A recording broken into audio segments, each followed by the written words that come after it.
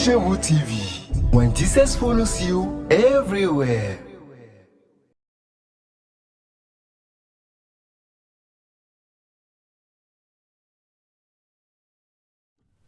Shalom, shalom, bien-aimés, soyez bénis parce que le Seigneur ce matin nous a encore réveillés sur la terre des vivants et parce qu'il a un plan pour toi et pour moi. Alors, merci encore d'être scotché sur les chaînes de Christ chez vous TV. J'espère que l'Éternel a prévu quelque chose d'agréable pour nous ce matin. Alors, nous allons rapidement rentrer dans sa parole. Amen. Mais avant toute chose, nous allons prier. Dieu éternel, Père Tout-Puissant, merci pour ta présence ce matin. Merci pour la vie de ces différents internautes et téléspectateurs qui nous regardent depuis leur maison, depuis leur bureau, depuis l'endroit où ils sont en ce moment. Saint-Esprit, viens te manifester, viens te révéler au travers de ta parole, viens toucher des cœurs, viens apaiser des cœurs, Seigneur, viens essuyer des larmes ce matin, viens guérir quelqu'un au travers de ce message. Transporte, Seigneur Saint-Esprit, restaure maintenant des vies. Dans le nom puissant de Jésus, nous avons prié. Amen. Alors, bien-aimé, le thème de mon message ce matin, c'est l'Éternel combattra pour vous. Oh, alléluia. L'Éternel combattra pour toi qui es en train de me regarder. Amen. Alléluia. Rapidement, dans le livre d'Exode, chapitre 14, voici ce que la parole de Dieu déclare. Exode 14, verset 14. L'Éternel combattra pour vous, et vous, gardez le silence. Amen. L'Éternel fera quoi? Il combattra pour vous et vous gardez le silence. Le deuxième texte, c'est dans Jean chapitre 8. Jésus se rendit à la montagne des Oliviers, mais dès le matin, il alla de nouveau dans le temple et tout le peuple vint à lui. S'étant assis, il les enseignait. Alors les scribes et les pharisiens amenèrent une femme surprise en adultère et la plaçant au milieu du peuple, ils dirent à Jésus, « Maître, cette femme a été surprise en flagrant délit d'adultère. Moïse, dans la loi, nous a ordonné de lapider de telles femmes. Toi donc, que dis-tu » Il disait cela pour l'éprouver, afin de pouvoir l'accuser. Mais Jésus s'étant baissé, écrivait avec le doigt sur la terre. Verset 7. Comme il continuait à l'interroger, il se releva et leur dit, « Que celui de vous qui est sans péché, le premier jette la pierre contre elle. » Et s'étant de nouveau baissé, il écrivait sur la terre.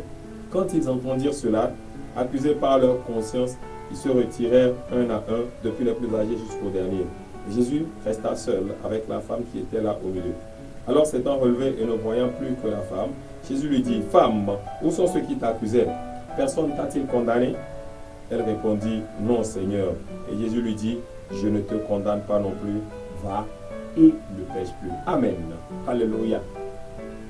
Bien-aimés dans le Seigneur, les deux textes que nous venons de lire, ou les deux parties de la Bible que nous venons de lire, nous avons pris une partie dans l'Ancien Testament, dans le livre d'Exode, et une deuxième partie dans le livre de la Nouvelle Alliance. Je parle du Nouveau Testament. Alléluia. Mais vous allez voir que depuis que le monde était monde, Dieu a toujours aimé ses enfants.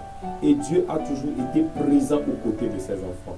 Dieu a toujours été présent aux côtés de ses fils. Dieu a toujours été présent aux côtés de son peuple.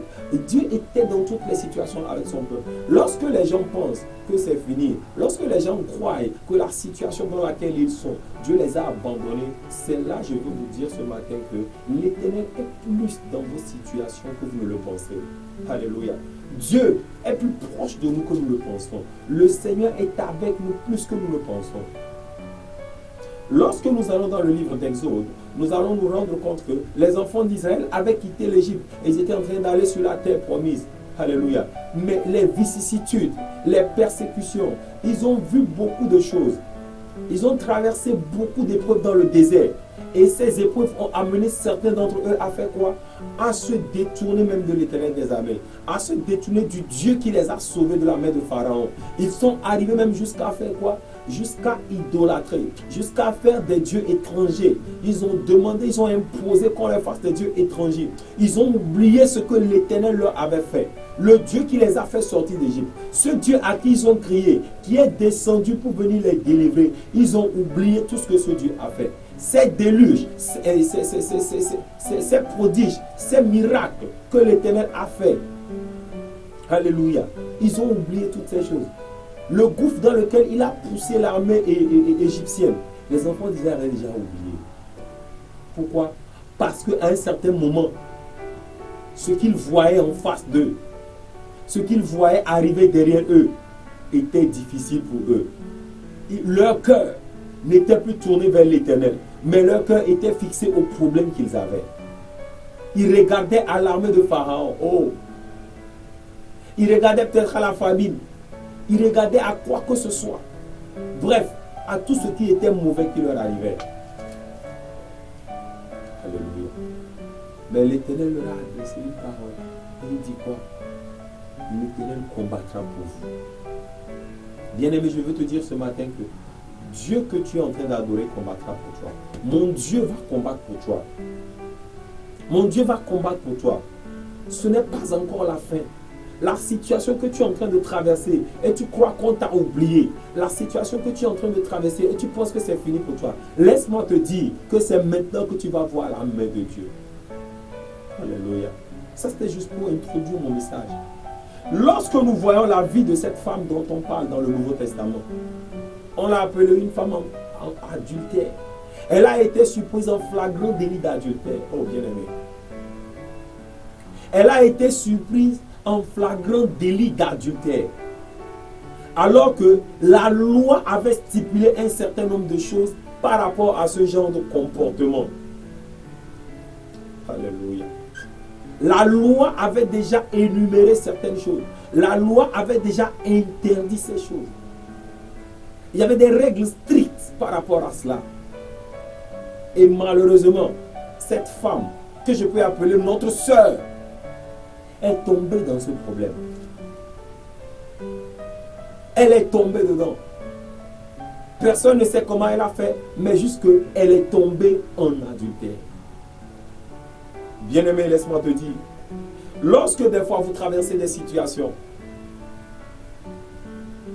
que vous sachiez, que ce soit volontaire ou pas, il y a toujours des gens derrière vous qui vont vous accuser. Il y a toujours des gens qui vont porter des jugements contre vous. Ces jugements peuvent ne pas forcément être vrais.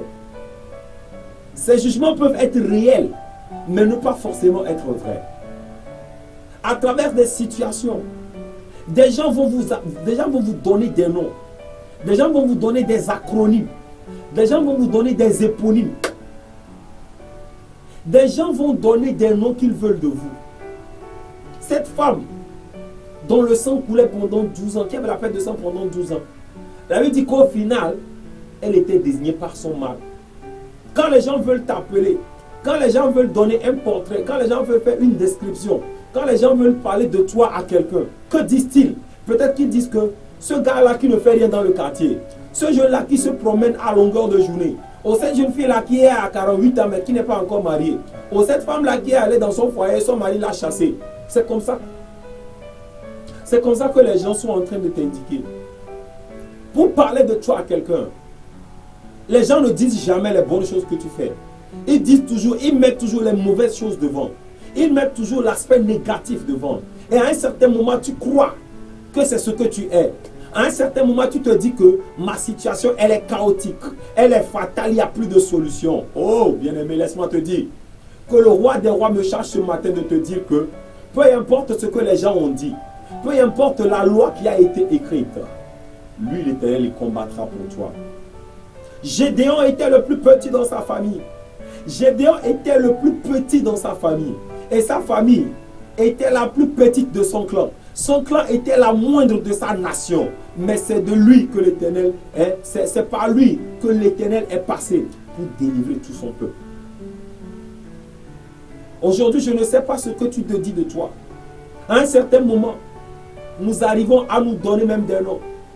Moi, je suis quelqu'un qui n'arrive à rien. Je suis un incapable. Ah non, bien-aimé, tu n'es pas un incapable. Je suis une femme bonne à rien. Non, tu n'es pas une femme bonne à rien. Je suis un imbécile. Non, tu n'es pas un imbécile. C'est parce que les gens peut-être ont pensé que tu es un imbécile. Et à force de l'entendre, tu as fini par l'accepter. Ne l'accepte pas. Pourquoi? Parce que le roi des rois est sur le point de combattre pour toi. Les enfants d'Israël avaient commencé par avoir peur lorsqu'ils ont vu les chars des Égyptiens derrière eux. Lorsqu'ils ont vu toute l'armée de Pharaon derrière eux, bien-aimés, laissez-moi vous dire que ce n'était pas facile. Ce que nous lisons comme ça, lorsque vous vous projetez un peu en profondeur, lorsque vous rentrez un peu pour méditer, lorsque vous essayez de visionner cette situation, vous vous rendez compte que vous êtes sans armes, vous vous rendez compte que vous n'avez aucun moyen de défense, mais l'adversaire derrière, il vient avec force, il vient avec violence, et il est rempli de fureur, il est à vos trousses, et vous savez que s'il vous attrape, c'est qu'il va vous déchirer, vous savez que s'il vous attrape, c'est qu'il va finir avec vous. Ce maisonnier qui est en train d'arriver, ce créancier qui vient chaque fois te chercher, tu sors de la maison à 4 heures du matin pour ne pas croiser les regards avec ton maisonnier, simplement parce que tu sais que s'il t'attrape, tu sais que si tu fais face à lui, tu ne peux pas te défendre. Alors tu préfères devancer la situation. Non, bien-aimé, laisse-moi te dire, ce n'est pas le moment de fuir les situations. Ce n'est pas le moment de fuir les combats. Ce n'est pas le moment de fuir la bataille. Reste dans la bataille. Pourquoi? Parce que l'Éternel combattra pour toi. Reste dans cette bataille parce que l'Éternel combattra pour toi. J'imagine lorsqu'on a pris cette femme adultère et qu'on est en train de la mener vers Jésus-Christ. Parce que tout ce qu'elle devait entendre, c'est que la loi a dit. La loi a dit, la loi a dit. Bien-aimé, la loi qui a été prescrite, elle a été prescrite pour amener l'homme à prendre conscience de l'état de péché. Sans la loi, il n'y a pas de péché. La loi nous révèle en fait le péché. La loi nous révèle nos mauvaises actions.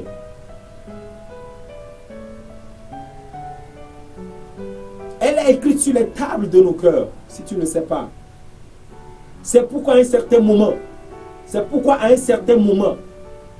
cette femme, quand elle était en train d'être conduite, je suis sûr qu'elle va se dire, aujourd'hui c'est fini pour moi. Aujourd'hui c'est fini pour moi. Je n'imagine pas qu'en un seul instant qu'elle puisse penser que Jésus puisse la défendre. Oh, je n'imagine pas le stress, la peur. J'imagine qu'elle est en train de penser qu'on va me lapider. Oh, peut-être une pierre va frapper mon œil. Peut-être une pierre va frapper mon front. Elle ne sait pas comment ça va se passer. Mais sûrement qu'elle a déjà vu d'autres personnes être lapidées. Elle a vu d'autres personnes être lapidées. Elle a vu peut-être d'autres personnes mourir de la sorte. Tu as vu des gens traverser ta situation et ne pas sortir de la situation. Tu as vu des gens périr dans ta situation. Tu as vu des gens mourir à travers cette maladie. Dans ta famille peut-être, ce mal, cette situation qui est récurrente, tu l'as vu, tu as vu tes soeurs vivre cette situation et elles n'en sont jamais sorties. Tu as même vu des gens pour qui on a prié, mais il n'y a pas eu de résultat. Et finalement, tu t'es dit que c'est fini pour moi. Laisse-moi te dire que l'Éternel combattra pour toi. Parce que le roi des rois se l'est dit. Il a décidé de combattre pour toi. Il a décidé de combattre pour toi. Dieu se lève ce matin pour combattre pour toi. Ta situation n'est rien comparé à ce que les enfants d'Israël ont vécu dans le désert. Ta situation n'est rien comparé à ce que les apôtres de Jésus-Christ ont vécu au moment où on était en train de les poursuivre, au moment où on combattait l'évangile. Ta situation n'est rien comparé à cela. Ta situation n'est rien peut-être comparé à la situation de quelqu'un qui est dans un pays, qui est en train de souffrir, qui n'arrive pas à manger 3 fois par jour. Bien-aimé, le Seigneur combat pour toi. Il est même déjà dans la bataille. Il est même déjà en train de combattre pour toi. Mais peut-être que tu ne te rends pas compte. Ouvre les yeux et tu te rendras compte que le roi des rois est déjà en train de combattre pour toi. Parce que s'il ne combattait pas pour toi, je ne crois pas que tu sois encore en vie. Beaucoup sont en train de tenter à ta vie. Beaucoup sont en train d'attenter plutôt à ta vie. Beaucoup sont en train de chercher à te faire périr par tous les moyens. Ce poste que tu viens d'occuper est en train de semer de la zizanie, de semer de la jalousie. Ça a créé de l'envie dans les cœurs. Et comme Caïn, les gens sont prêts à en découdre avec toi lorsque tu seras face à face avec eux dans les escaliers du bureau. Ils sont prêts à te tirer dessus. Ils sont prêts à envoyer des bandits pour t'assassiner. Ils sont prêts à t'empoisonner, bien-aimé. Mais laisse-moi te dire, et tu sais consciemment que ta situation-ci, elle est en train de créer autour de toi des jaloux. Tu te poses des questions. Comment je fais? Qu'est-ce que je dois faire? Laisse-moi te dire que l'Éternel combattra pour toi. Toi, tu es diplômé. Et dans ta famille, tu as vu tes frères et tes soeurs qui sont déjà passés par là. Et avec leur diplôme de master, ils n'ont pas eu le travail qu'il fallait. Et tu as appris un jour qu'il s'agit d'une malédiction. Peut-être que tu as appris, selon un prophète ou un homme de Dieu, tu as une révélation qui vient confirmer ce qui se passe. Et lorsque tu tournes de gauche à droite, tu te rends compte que c'est vrai. Bien-aimé, laisse-moi te dire que l'Éternel veut combattre pour toi. Je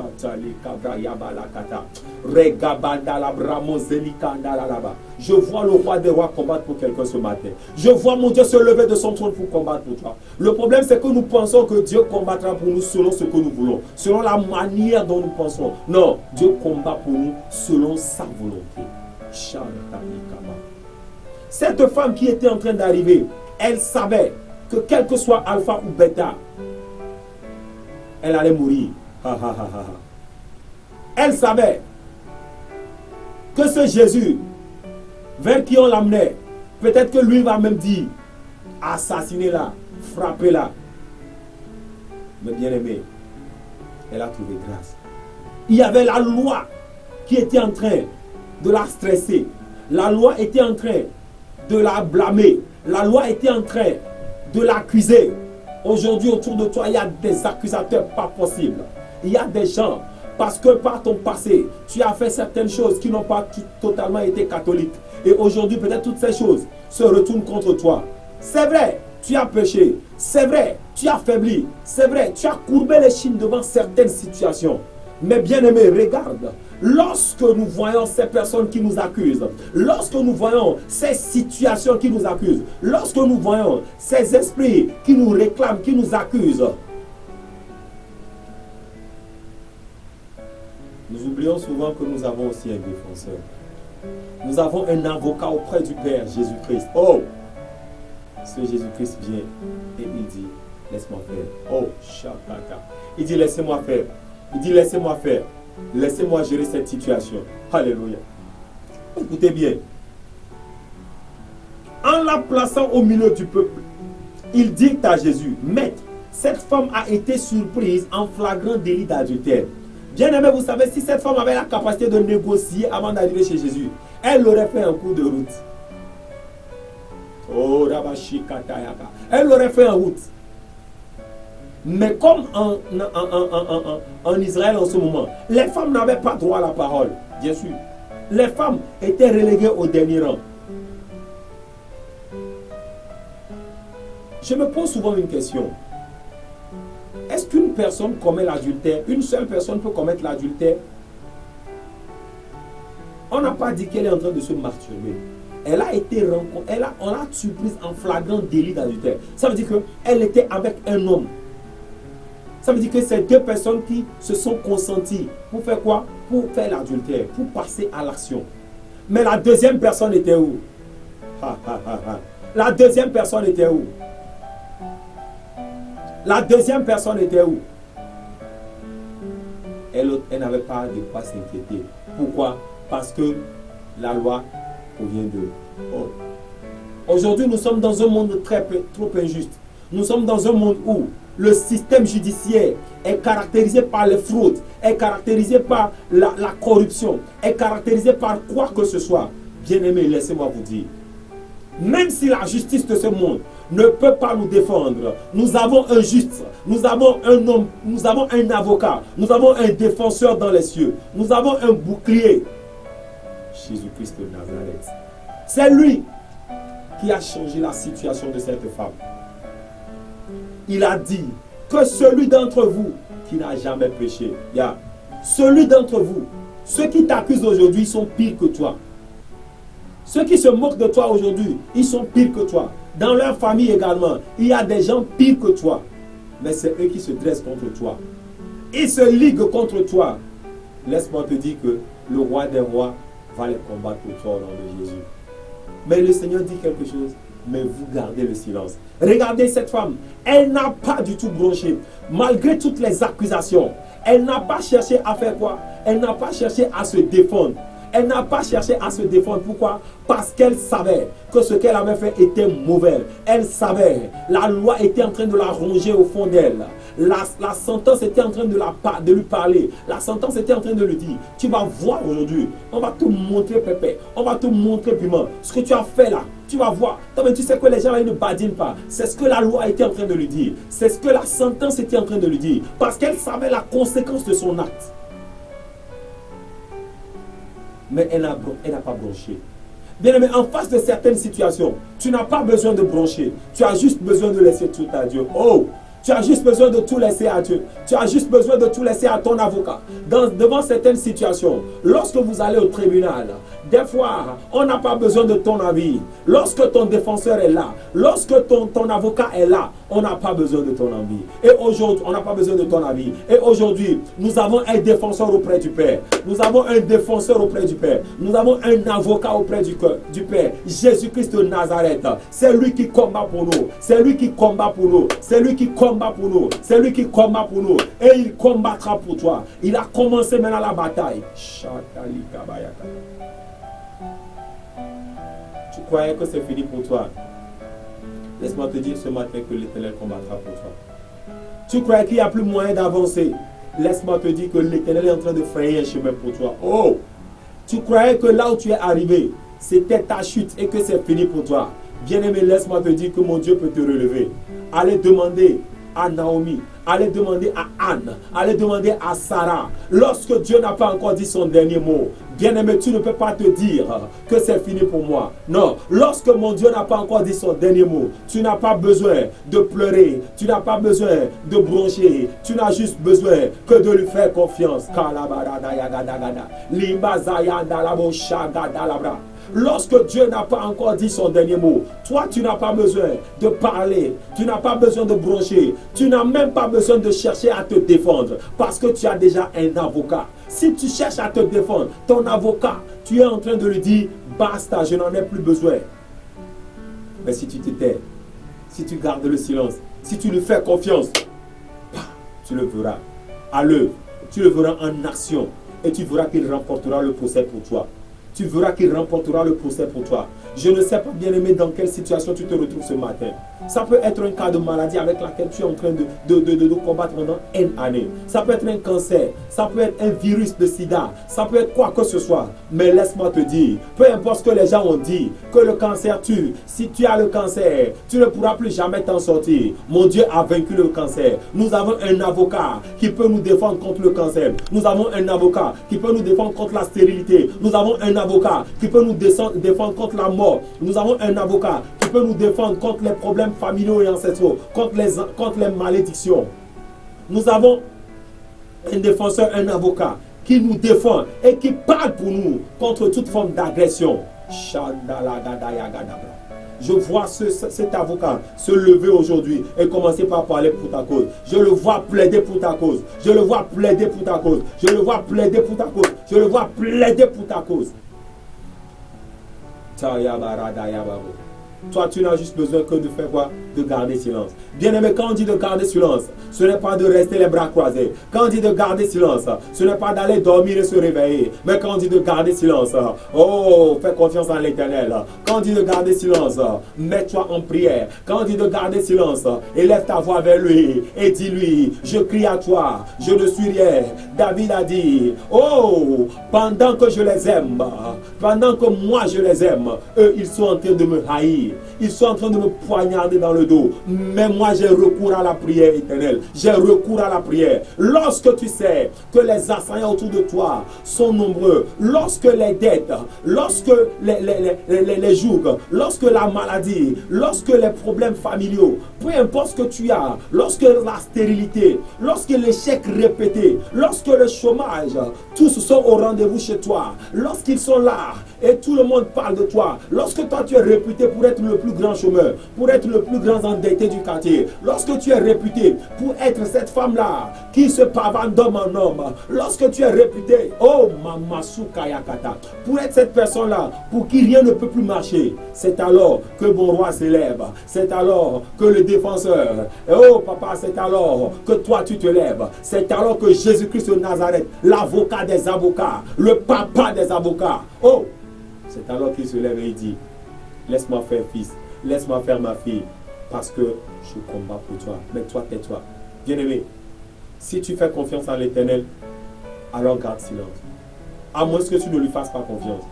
Si tu veux que l'Éternel combatte pour toi, garde silence. Si tu veux que l'Éternel combatte pour toi, aie confiance totalement en lui. Si tu veux que l'Éternel combatte pour toi, sois en prière, en connexion avec lui. Tu n'as pas besoin de prouver quoi que ce soit à qui que ce soit. Dieu va te révéler et il sait comment te révéler. Ce matin, je t'invite, peu importe la situation dans laquelle tu es, si seulement tu peux lui faire confiance, si seulement tu peux faire confiance en cet avocat que je suis en train de te présenter ce matin, ce Jésus-Christ qui a tiré cette femme d'affaires. Alléluia. Il a tiré cette femme d'affaires parce que c'était les pierres. Chacun avait tenu déjà sa pierre. Et la dame savait que c'est fini. Ce que Jésus a fait à cette dame est semblable à ce qu'il a fait à Barabbas en prison. Alléluia. Si Jésus n'était pas là, que serait-il advenu à cette femme? Si Jésus n'était pas venu le jour-là en prison, que serait-il advenu à Barabbas? Alors, bien-aimé, pose-toi la question. Si Jésus n'est pas dans ma vie, que m'adviendra-t-il? Si Jésus ne parle pas, si Jésus ne vient pas dans ma situation, si l'Éternel n'est pas invité dans ma situation, qu'adviendra-t-il de moi? Parce que ce n'est ni par la force, ce n'est ni par la puissance, mais c'est par l'Esprit de Dieu. Ce matin, je veux juste te dire que le Seigneur est encore là. Cet avocat est encore là. Il attend juste que tu lui fasses confiance. Appelle-le, invite-le, crie à lui. Bien-aimé, tu n'as pas besoin de crier à quelqu'un. Tu as des frères, tu as des soeurs, des hauts placés, tu as des relations. Mais bien-aimé, laisse-moi te dire, ne compte pas sur tes relations. Compte sur celui-là qui peut toucher tes relations de t'aider. Compte sur celui-là qui peut créer des relations. Celui-là qui peut te donner l'opportunité des relations, compte sur lui. Parce que lorsqu'une relation sera détruite, c'est lui seul qui est capable de te mettre en relation avec quelqu'un d'autre. Que le Seigneur te fortifie. Que le Seigneur te bénisse. Ce matin, toi et moi, nous allons prier. Je vais juste te demander d'incliner ta tête. Je vais prier pour toi. Mais avant cela, tu dois comprendre que Jésus-Christ de Nazareth est notre avocat. Il est notre avocat. Il est celui-là qui combat pour nous. Il est celui-là qui est dans tous nos combats. C'est pourquoi on l'appelle puissant guerrier. Il n'échoue jamais. Il n'a jamais échoué d'ailleurs. S'il a pu prendre les clés de la mort, s'il a pu prendre les clés, s'il a pu arracher les clés à la mort, je ne sais pas quelle est cette situation qui est compliquée que la mort. Il vient d'arracher les clés à la stérilité dans ta vie. Je le vois arracher les clés au chômage dans ta vie. Je le vois arracher les clés à la mort prématurée dans ta famille. Je le vois arracher les clés au célibat prolongé dans ta famille. Je le vois arracher les clés aux maladies incurables dans ta famille. Je le vois arracher les clés, tout type de clés que le monde des ténèbres a retenu contre toi. Je le vois arracher ces clés et je le vois ouvrir de nouvelles portes pour toi. Je le vois se lever pour te défendre. Je le vois se lever pour te donner une bonne nouvelle. Je le vois se lever pour t'aider. Je le vois se lever pour te connecter à de nouvelles personnes. Que cela soit ta portion ce matin au nom de Jésus. Que cela soit ta portion ce matin au nom de Jésus. Père, ce matin, je te recommande ce frère, cette soeur. Cette personne qui est en situation, cette femme, ce foyer, ce couple qui est au bord de la dérive. Je te confie, papa, ces familles qui sont au bord du gouffre en ce moment. Ils n'en ont que faire. Ils sont passés par tous les moyens. Ils sont passés par tous les moyens, bien-aimés. Papa, ils sont passés par tous les moyens. Mais ils n'ont pas trouvé de solution. Aujourd'hui, à travers ce message, redonne leur espoir. Papa, à travers ce message, ils ont décidé peut-être de t'essayer. Ils ont peut-être ils ont décidé d'oser Jésus. Oh Seigneur, ne te tais pas. Éternel Dieu de gloire, lorsque les enfants d'Israël ont crié à toi, tu as dit que tu as entendu leur cri. Lorsqu'ils ont crié à toi, tu as entendu et tu es venu pour les délivrer. Alors ce matin, descends et agis dans la situation de quelqu'un. Mon Dieu, prends contrôle de la situation de quelqu'un. Éternel, je te confie, Seigneur, les charges de quelqu'un. Je te confie cette société qui est au bord du gouffre. Je te confie je te confie Christ chez vous. Je te confie les sociétés au Togo qui sont dans des situations malencontreuses. Je te confie ces entrepreneurs qui ont besoin, Seigneur, de capital pour relancer leurs activités. Je te confie toutes ces personnes endettées sous diverses formes. Je te confie ces hommes de Dieu. Je te confie ces familles. Je te confie ces jeunes. jeunes qui n'en ont que faire, qui se sont totalement donnés à la drogue, à ces jeunes qui se sont livrés à la prostitution parce qu'ils n'ont pas de moyens et ils pensent qu'ils pouvaient eux-mêmes assurer la situation en travaillant sur leur propre stratégie. Mais aujourd'hui, ils ont compris qu'ils se sont plutôt engouffrés. Ils ont compris qu'ils se sont plutôt enlisés dans la situation. Seigneur, ils crient à toi. Ils cherchent secours de gauche à droite. Ils tournent et retournent. Mais ils n'ont pas de situation. Ils n'ont pas de solution. Mon Dieu, si seulement aujourd'hui, tu peux te tourner vers ces personnes. Seigneur Jésus, je te demande, Seigneur, de prendre contrôle de leur situation. Mon roi, tourne-toi vers eux, restaure-les. Toi qui es l'avocat par excellence, toi qui es notre défenseur par excellence, toi qui es notre bouclier par excellence. Ce matin, je te prie de te tourner en faveur de ces personnes. Tu as dit dans ta parole que lorsque les voix d'un homme plaisent à Dieu, il dispose même ses ennemis en sa faveur. Éternel, ce matin, que ta grâce, ta miséricorde soient encore au rendez-vous. Alors parle pour ces personnes. Parle pour ces personnes. Parle pour ces personnes. Que ta voix, Seigneur, puisse les sortir de situation.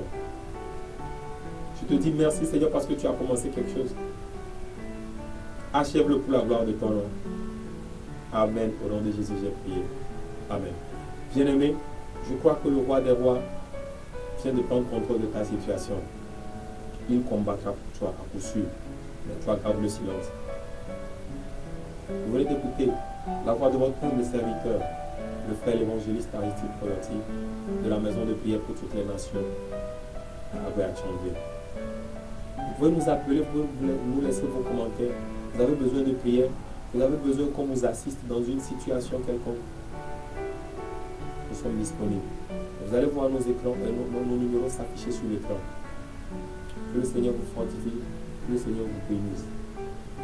Je dis un sincère merci également à Dieu pour la vie de tout le personnel de Christ chez vous et du directeur de cette chaîne qui ne cesse de faire un grand travail. Puisse le Seigneur fortifie chacun de vous. Restez toujours câblés, abonnez-vous et partagez en abondance pour sauver également des vies. Le Seigneur vous bénisse. Shalom.